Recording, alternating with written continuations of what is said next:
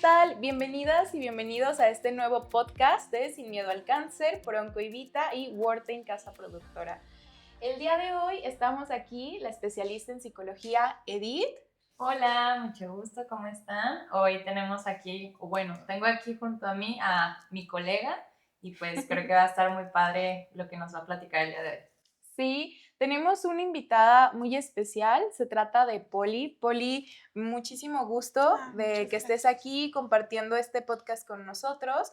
Nos encantaría que nos platiques un poquito sobre ti, platícanos también sobre tu historia, platícanos a qué te dedicas. Les voy spoileando un poquito y les comparto que Poli es una gran psicóloga. Ella tiene ya años ayudándonos en el grupo de acompañamiento en diversos grupos de acompañamiento, de hecho, que se llevan a cabo con pacientes y la verdad que eres una aliada muy especial para nosotros, un alivio, un respiro para los pacientes y hoy te invitamos justo porque queremos aprender un poquito más de ti y sobre todo que tus conocimientos puedan llegar a más personas. Me encantaría que te presentes con el público, platícanos pues un poquito sobre ti. No, primero que nada, muchísimas gracias por la invitación, chicas. OncoIvita ha marcado mi vida de una forma maravillosa. Es un lugar lleno de luz y sobre todo de amor para todos los pacientes que necesitan un acompañamiento integral y multidisciplinario en esta área oncológica. Si bien, como lo dices, soy psicóloga, soy tanatóloga, ya tengo bastante tiempo participando en grupos de acompañamiento. Tengo, si bien ya más de 10 años con experiencia con pacientes oncológicos y caminar con ellos de la mano en cada uno de sus procesos y también en esas etapas difíciles de la vida. Oye, y ayudarlos a trascender. Perdóname, Sí. ahorita que dijiste esto, no me gustaría que se me pasara a preguntarte, ¿cómo fue que llegaste al trabajo con los pacientes oncológicos? Desde que saliste de la carrera, ¿tú querías dedicarte como al área de enfermedades crónicas o cómo se dio? Fíjate que fue bien curioso porque siempre dije que iba a ser psicóloga educativa. Y mis profesores me decían, no, vas para psicóloga clínica. Y fue muy interesante porque le agradezco mucho el acercamiento al área clínica a una profesora que se llama Mayra Ayuso. ¿Dónde estudiaste? En el Estado de México. Wow. Y ella tenía un pequeño grupo de pacientes oncológicos en el Hospital de Tecama, Estado de México. Y ahí fue como mi primer acercamiento con paciente oncológico, porque ella es la que me invita ¿Como a prácticas?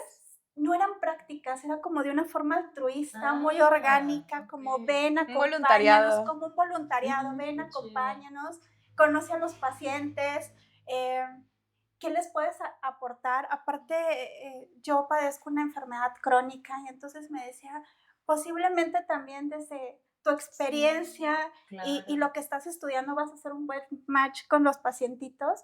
Y ahí es como mi primer acercamiento y me enamoré. Cuando termino la carrera, me empiezo a orientar un poco más ya en el área clínica y con paciente crónico. Todo el tiempo ha sido paciente crónico.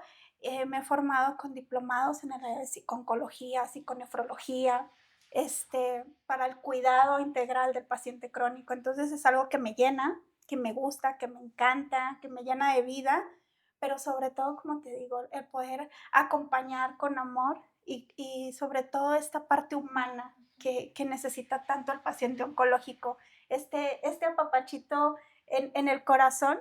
Entonces, desde ahí nos empezamos a formar. Ok, bueno, creo que sabemos, y tú más que nadie por tu larga experiencia, que el trabajo en esta área en específico es un trabajo muy pesado, es doloroso y sobre todo pues es de mucho valor, de mucha valentía. Entonces me gustaría preguntarte, ¿en algún momento tú estuviste a punto de abandonar como a lo que te dedicabas o que dijeras, la verdad es que ya no quiero, ya me cansé?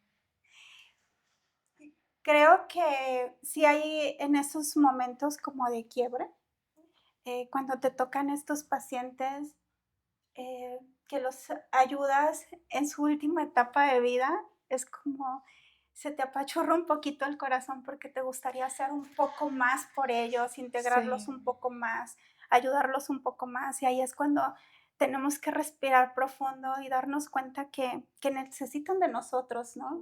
Que también nosotros como especialistas a veces necesitamos ese respiro, esos 5 minutos, y por eso es súper importante, y siempre se los digo a mis colegas, ¿no? Tomarnos esos 5 minutitos de respirar profundo, porque también es importante la salud mental en nosotros, ¿no? Y empezarla también en nosotros mismos, integrarla para poder llevar un acompañamiento adecuado, una adecuada atención al paciente. Claro, la responsabilidad, ¿no? Así es. ¿Cómo fue que, o más bien, yéndonos un poquito más atrás, en algún momento llegaste a experimentar esta, pues sí, clásica transferencia a la hora de trabajar con los pacientes, de que a ti te afectaran demasiado las cosas, que ya te estaba afectando física y mentalmente a ti los procesos de cada uno de tus pacientes? ¿Atravesaste eso? Y si sí, ¿qué hiciste como para poder lidiar Sí, con fíjate que en algún momento sí me ha pasado, y digo me ha pasado porque a veces en este largo todavía... Y seguirá pasando. Y seguirá pasando, entonces es esta parte que siempre lo digo, no es malo pedir ayuda como profesional de la salud mental a otro profesional de la salud mental y decir, colega, necesito de ti, ¿no? Porque me estoy desbordando. Me está rebasando. Me está rebasando esto y trabajando, ¿no? En psicoterapia, ir trabajando también esta parte como de descarga emocional, porque realmente trabajar con un paciente oncológico a veces se vuelve un poquito complejo. Sí, claro. Y yo quiero también aquí visibilizar algo muy, muy importante que siento que ambas hemos compartido. Cuando colaboramos con grupos, y no solo en grupos, sino también con las pacientes, quizás sea mala praxis, no sé, ya después me señalarán, pero es imposible no llegar a tener un acercamiento genuino con las chicas. Y digo las chicas y ya no solo las pacientes o los pacientes, porque somos personas. Entonces, aquí les comparto a todos que uno de los principales grupos en los que participamos y colaboramos más en conjunto, Poli y yo, es el de Red Apoyo Rosa, en el cual pues vamos, pues cuando nos es posible, pero suele ser cada martes, cada semana. Entonces, al ver tan seguido a las chicas, insisto, no voy a decir solo pacientes, porque son más que un paciente, son personas. Y son personas que al verlas tanto tiempo, tan seguido, al compartir tanto con ellas, pues ya también ya son parte de nuestra vida y ya también son parte de nuestra red de apoyo. A mí me ha tocado darme cuenta que yo sé que ahora no soy solo yo la que contiene en el grupo, sino que yo sé, y también me dirás si lo has vivido, ellas también nos contienen a nosotras y ellas también están para nosotras. Entonces, es también este proceso en el que humanizamos nuestra profesión al brindar acompañamiento y nos permitimos también recibir apoyo, recibir acompañamiento y recibir pues todo, incluso hasta estos abrazos, ¿no? Este cariño por parte de nuestros pacientes y de nuestra comunidad. Y a mí me gustaría pues preguntarte, Poli, ¿tú cómo lo has vivido? ¿Cómo ha sido esto en tu proceso? ¿Cómo lo has experimentado? Mira, que concuerdo contigo. Yo creo que en ocasiones, cuando vemos la parte ética y que nos dicen, es que no puedes pasar esta línea, ¿no? Sí, el código del psicólogo, no puedes pasar esta línea, pero bien lo dices, Red de Apoyo Rosa vino a marcarnos porque cada martes estamos con ellas, nos abrazan, nos dan ese apapacho al alma, como digo yo, súper bonito, y entonces se vuelven también cómplices de vida. Y también se vuelven, nosotros nos volvemos cómplices de sus vidas. Entonces, a veces, desde esta parte humana, también te deja muchas lecciones. Creo que como psicólogo aprender que esta parte humana se tiene que entrelazar, ¿no? Es súper bonito y nos deja una gran experiencia. Sí, sobre todo también nos ayuda a nosotros en nuestra parte humana, porque pues quizás no lo hemos comentado tanto, pero pues nuestro trabajo es muy pesado, o sea, es muy pesado físico, emocional, mentalmente. Nos abrumamos mucho todo el tiempo por las situaciones tan difíciles que están viviendo las personas a nuestro alrededor y justamente el hecho de que a veces nos sobrepasa, que hay cosas que también nosotros ya no podemos controlar y que ya no depende también de nosotros, ¿no? Justo hace poquito tuvimos el caso de un paciente que compartimos y yo se los comparto a ustedes porque creo que es un claro ejemplo de que ustedes desde su trinchera también como paciente es muy importante que sea quien sea el especialista con quien estén trabajando, sea rehabilitación física, sea psicología, sea medicina, cualquier área de especialidad, es muy importante que mantengamos una comunicación abierta. En este caso, un paciente con el que compartimos hace unas semanas, tristemente ya falleció, pero es un paciente que pues se encontraba en una situación de mucho dolor, en una situación muy compleja, y es un paciente que derivamos con la psicóloga Poli. Ella fue, le brindó atención domiciliaria y tanto el paciente tuvo este acercamiento con ella, contigo, como también Poli logró identificar todas estas áreas de oportunidad en las que podemos seguir apoyando al paciente. Insisto, lamentablemente ahorita el paciente ya falleció, esperemos se encuentre en paz y su familia pues también se encuentre un poquito más tranquila, pero nos deja grandes lecciones de vida, porque ahí entendemos que siempre como especialistas debemos identificar en qué otras áreas podemos apoyar al paciente y entender que si quizás es algo que nosotros no podemos resolver, como el tema de su dolor o el tema de la manera en la que está viviendo, pues sí podemos quizás conectarlo con otros especialistas que le puedan brindar apoyo. Y en este caso lo que Poli hizo fue justamente comunicarse conmigo para que pudiéramos apoyar al paciente desde otras trincheras. Y esto yo se los comparto para que también ustedes sepan que siempre nosotros como un Coivita, y espero yo que en otras instancias también, puedan estar atentos a sus diversas necesidades y que pues los estamos cuidando y que estamos procurando el cómo poder apoyarlos aún más. Y por eso es que invitamos el día de hoy a Poli para que nos pueda dar algunas recomendaciones y sobre todo con base en su experiencia, algunos datos para saber de qué manera podemos transitar este proceso de una manera más amable, ya sea como paciente, familiar, cuidador o incluso especialista. Y me gustaría, Poli, que nos platiques cuáles serían como las principales recomendaciones que tú, pues en este caso, vaya, empecemos con nosotros como especialistas. ¿Qué recomendaciones nos darías a nosotros como especialistas para seguir manteniendo un trabajo de calidad, de calidez y sobre todo con este sentido humano? Ok, mira, yo creo que lo primordial, y como yo lo había comentado, creo que como especialistas también estamos vulnerables, y como seres vulnerables también tenemos que tener atención en la salud mental. Creo que una persona que tiene autocuidado y es responsable de sí mismo podrá dar una atención integral de una mejor manera.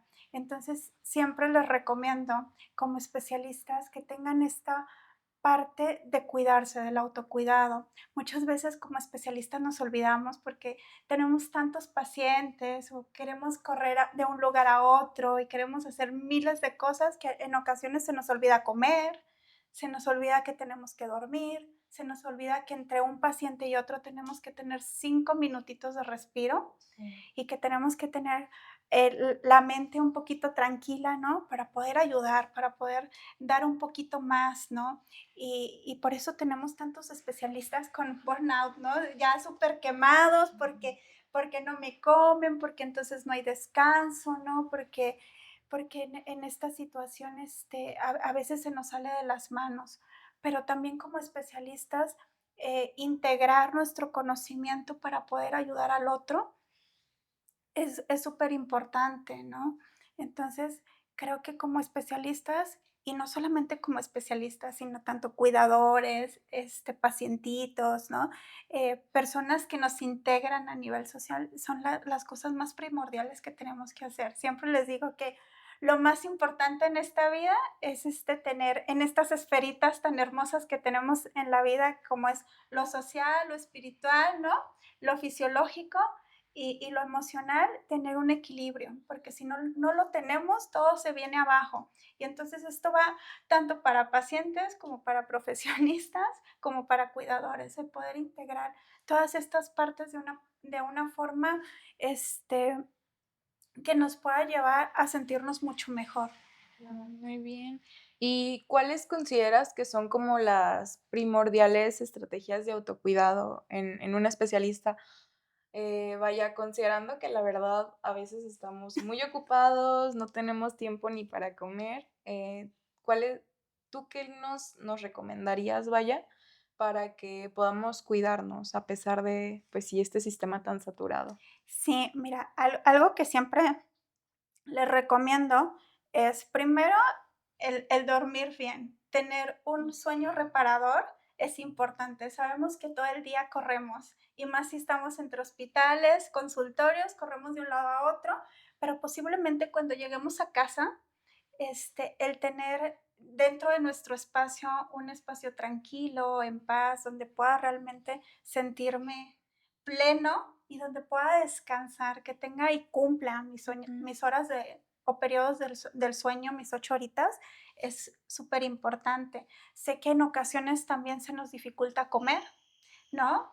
Pero sí por lo menos tener algún tipo de snack dentro del consultorio para poder estarnos alimentando mientras podemos hacer nuestra comida tranquilamente.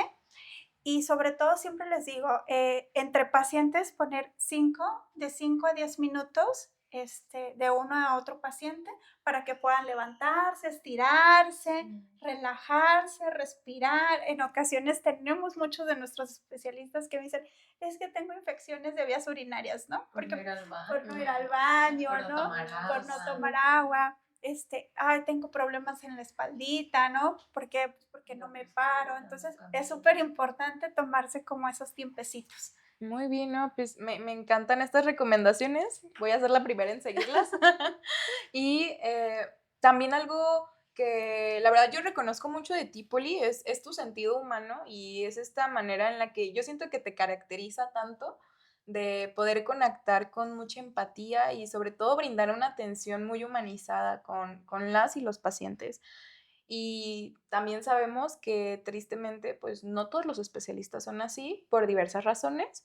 Entonces, ¿tú qué crees que hace que puedas tú desarrollarte de esta manera tan agradable, tan empática? ¿Y qué recomendarías a más especialistas para que también puedan empezar a desarrollarlo y que pues realmente no nada más sea una consulta de calidad, sino también de calidez y de sentido humano?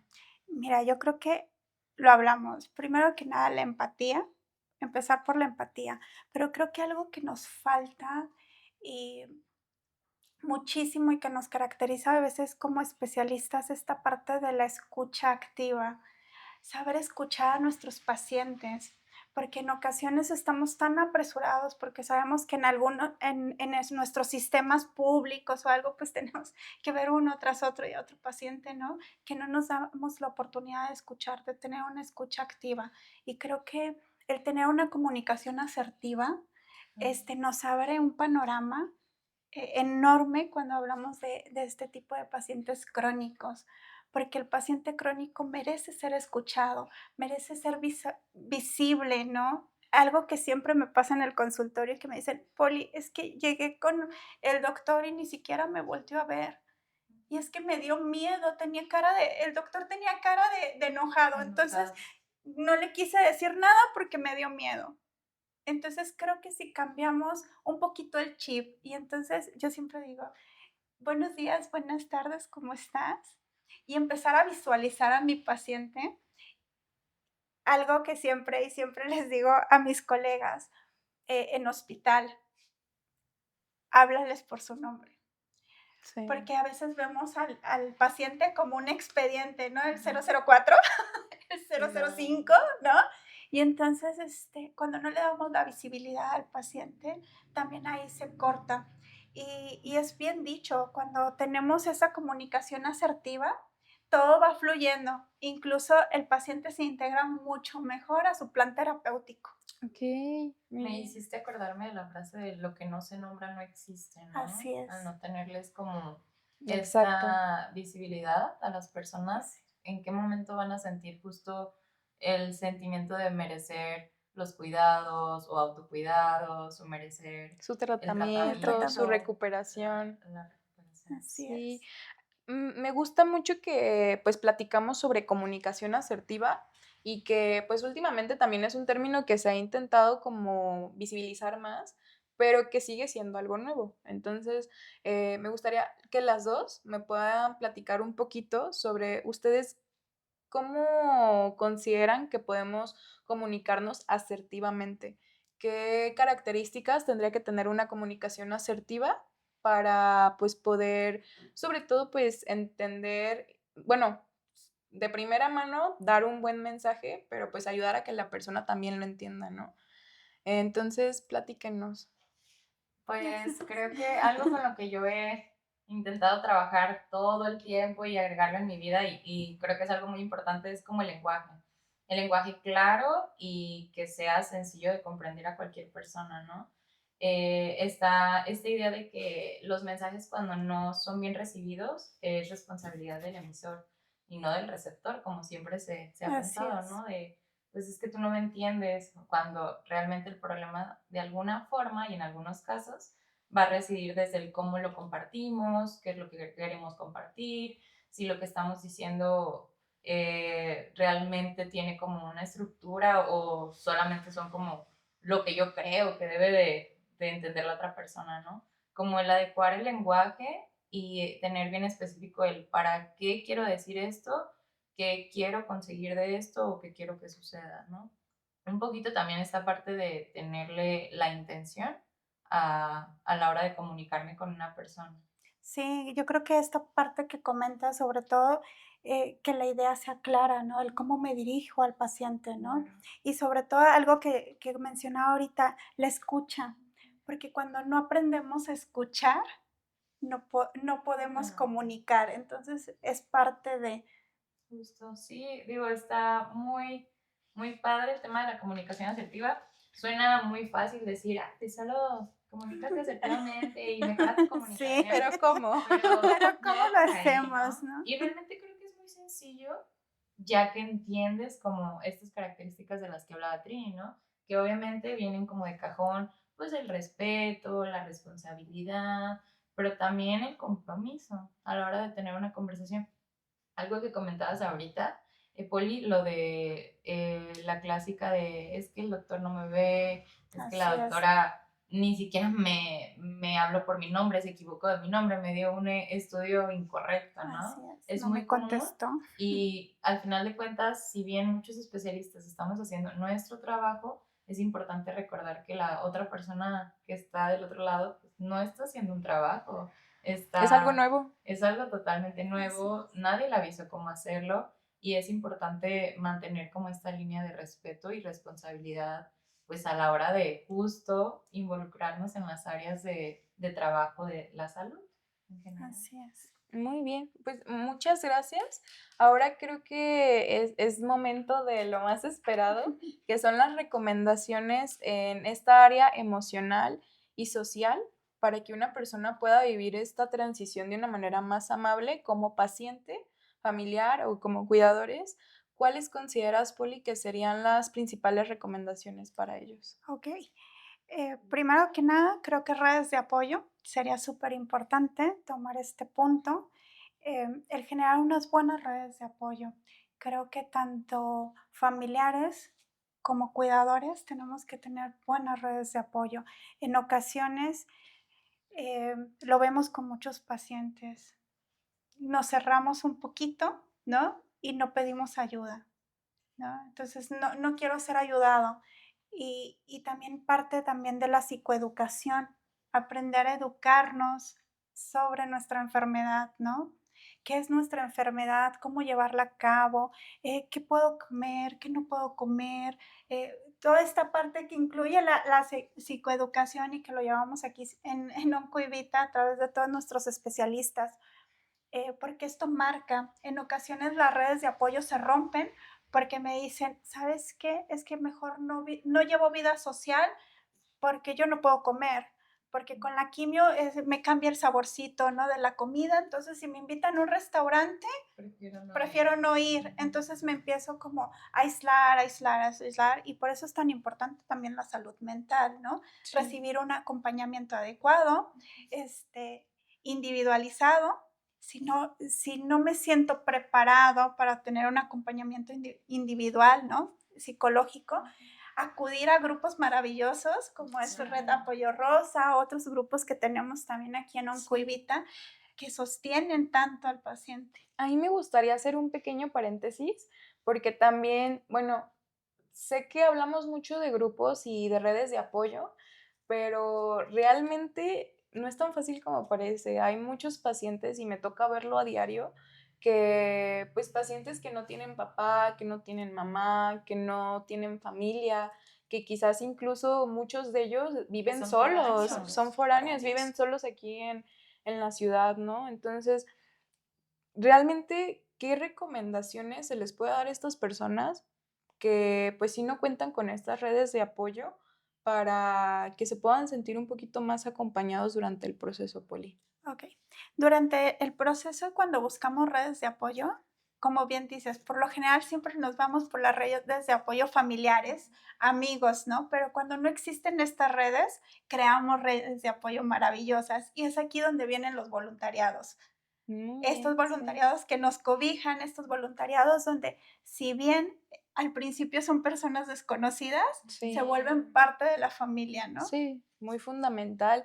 Y creo que una recomendación muy buena que puede salir de esto es que, vaya, si ustedes están aquí en Jalisco, en Guadalajara o la zona metropolitana, pueden enviarnos mensaje y con mucho gusto vamos a darles información de grupos que conocemos, con los que trabajamos, para que puedan sentirse más acompañados. Recuerden que sí es complicado, más cuando estamos acostumbrados a estar y a vivir solos, pero en estas situaciones es muy valioso conectar y sobre todo compartir nuestro proceso y escuchar otros testimonios, conocer cómo pues también no es el fin del mundo y hay personas que pues ya se han logrado recuperar y es algo que pues en los grupos también podemos llegar a entender, a ver. Y en caso de que pues no se encuentren aquí en Jalisco, también pueden poner en los comentarios en qué estado se encuentran y podemos ayudarles en buscar grupos de voluntariado. Hay muchas organizaciones. Aquí en Jalisco hay muchos colectivos, pero en muchos otros estados pues también. Entonces, nada más es cuestión de buscar un poquito, de investigar, pero pues sí tener esta apertura hacia el conocer y hacia el abrirnos. Y creo que esta es otra duda que tengo, Poli, como con estas personas que siempre han sido muy herméticas, muy cerradas, que no les gusta pedir ayuda, que no les gusta pues mostrarse vulnerables, que la vulnerabilidad, cabe destacar, no tiene nada de malo, pero que pues no les gusta mostrarse así. ¿Qué podemos hacer para que dentro de sí mismas empiecen a tener apertura para pedir apoyo y acercarse a nuevos espacios? Mira, yo creo que en esta parte es bien importante el primer contacto.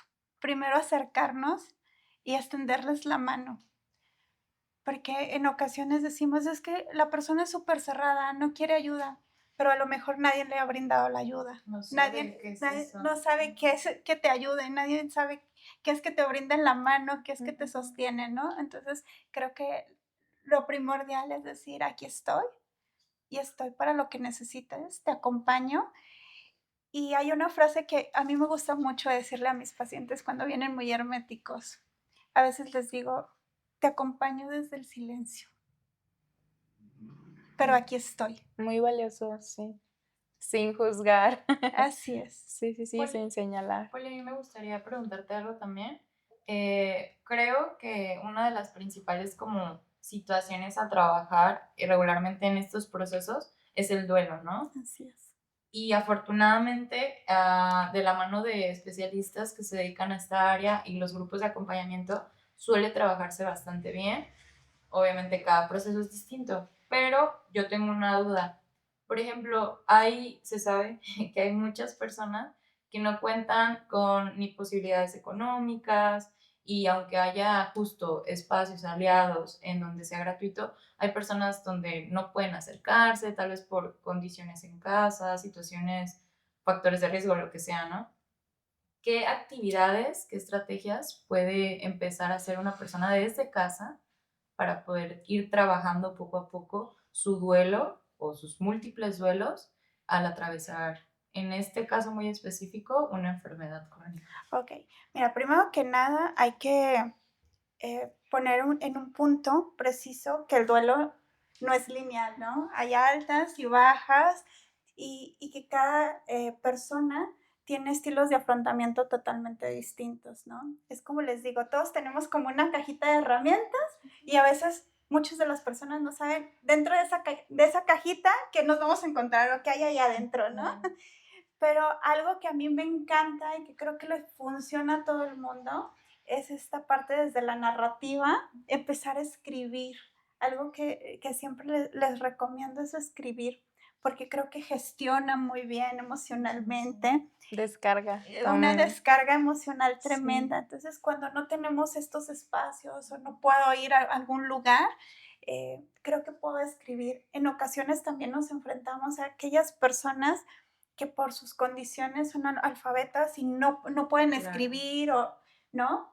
Pero podemos a lo mejor hacer técnicas de respiración profunda, ¿no? Podemos, por ahí el arte es maravilloso y también los grupos de arteterapia, pero cuando no podemos ir a grupos de arteterapia, es como les digo, lo mejor es hacer manualidades, las que sean, pero que les llenen, que los entretengan, que esta mente se despeje un poquito de todo este caos emocional que tenemos, ¿no? Claro. Pero que poco a poco podamos ir gestionando de alguna manera. Y es que es bien importante, digo, yo ahorita lo pensé porque todo el tiempo hablamos sobre vía terapia, vía grupos de acompañamiento, no sé, incluso ya por la tecnología, ¿no? Pregúntale a la inteligencia artificial, lo que sea, pero que con las personas que de verdad no se les posibilita, no tienen oportunidad de hacerlo. Justo son personas que no lo hacen porque no saben qué hacer con esta gestión emocional, qué hacer con este dolor. Y creo que el poder compartir actividades o estrategias que son de libre acceso, que no requieren, obviamente serán mucho más amorosas, tal vez acompañadas, pero no quita el hecho de que puede ser un trabajo bastante bien realizado, ¿no? Claro, mira, me estaba acordando precisamente de una pacientita que tuve hace mucho tiempo y que era de bajos recursos y le costaba mucho trabajo ir al consultorio y a veces no iba. Trabajé en una asociación y encontramos ese punto que le encantó empezar a hacer pulseritas. Y entonces, dependiendo de la emoción que sentía, las hacía hacia el color y le ayudó muchísimo como a gestionar. Y era algo como que me encantaba, porque al final del día a veces me decían, pues no tengo para comprar material, ¿no? Porque sería algo que le preocupaba, ¿no? Pero a lo mejor tenía algún estambre o algo en casa y empezamos a generar.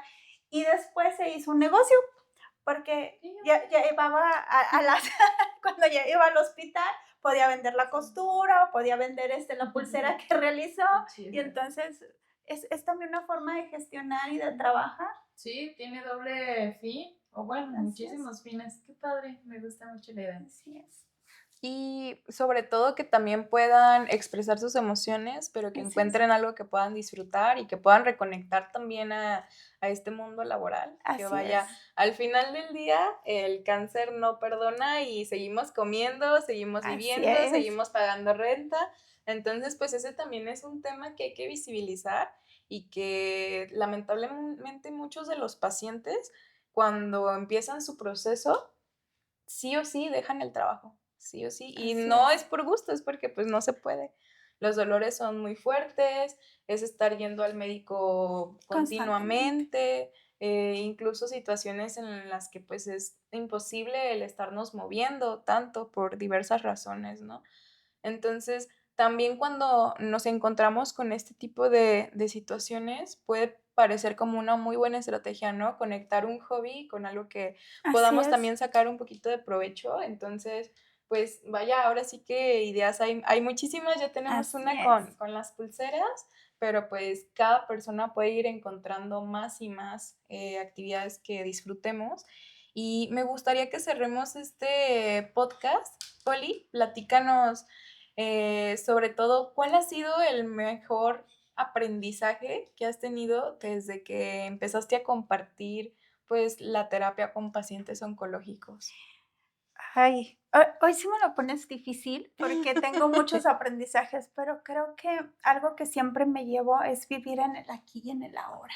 Disfrutar el aquí, el ahora, vivir, reír, amarnos, abrazarnos, disfrutar todos los días. Creo que es el mayor aprendizaje, ¿no?